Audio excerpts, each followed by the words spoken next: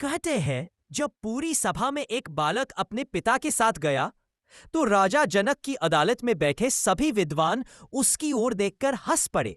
कारण था उसका शरीर 8 जगह से टेढ़ा मेढ़ा।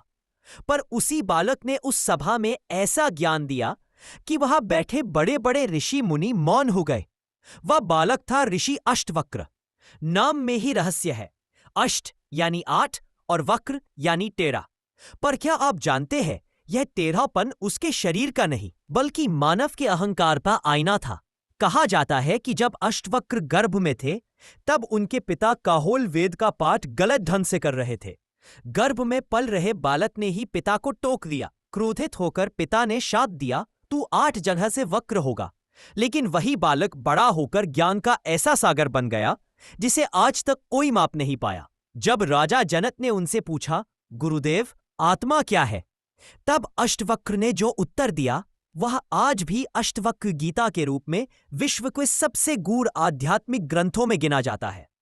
उन्होंने कहा, तू न शरीर है, न मन है, न बुद्धि, तू केवल साक्षी है, शुद्ध चेतना।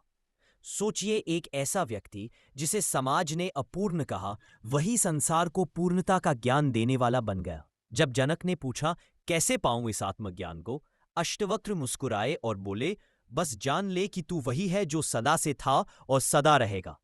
कहते हैं उस एक वाक्य से राजा जनक वही समाधि में चले गए। अष्टवक्र का यह ज्ञान आज भी एक दर्पण है जिसमें झांकने वाला व्यक्ति खुद को पहचान लेता है।